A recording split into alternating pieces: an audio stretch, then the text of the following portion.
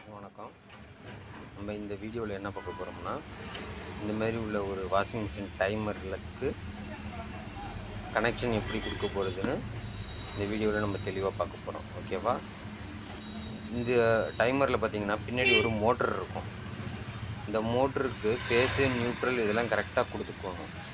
அப்படி கொடுக்காத பட்சத்தில் டைரெக்டாக அதே கலர் கோடை கொடுத்து நீங்கள் ஏதாவது ஆன் பண்ணிங்கன்னா இது பின்னாடி ஷார்ட் ஆகி போகிறதுக்கு வாய்ப்புகள் அதிகமாக இருக்குது. அதனால தான் இந்த டைமரை பொறுத்த வரைக்கும் நம்ம கரெக்டாக செக் பண்ணி கொடுக்கணும். அப்படி கொடுக்காத பட்சத்தில் ஃபேஸு, நியூட்ரலும் ஷார்ட் ஆகி இந்த மாதிரி ஷார்ட் ஆகி கருகி போகிறதுக்கு வாய்ப்புகள் அதிகமாக இருக்குது. இது புது டைமரு.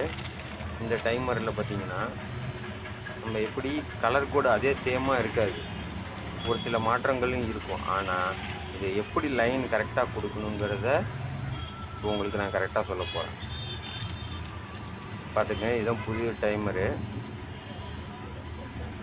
இதில் டயக்ராம் எதுவுமே இருக்காது உங்களுக்கு, சரிங்களா? எதுக்கு சூட்டபிள் ஆகுங்கிறது மட்டும்தான் போட்டிருப்பாங்க.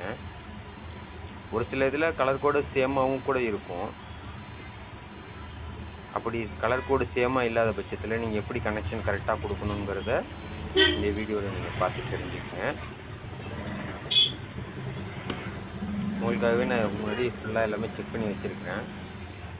இப்போ இது எந்த ப்ரொசீஜரில் கொடுக்கணும்னா, ஃபஸ்ட்டு இதேமாரி டைமரை வச்சுக்கிட்டு ஃபஸ்ட்டு ரெட் கலர் ஒயர் இருக்குதுங்களா, இந்த இடத்துல பேஸு, அடுத்தது நியூட்ரல், அதுக்கு அடுத்தது பஸ்ஸரு, அதுக்கு அடுத்தது ஃபார்வேர்டு, அதுக்கு அடுத்தது ரிவர்ஸு.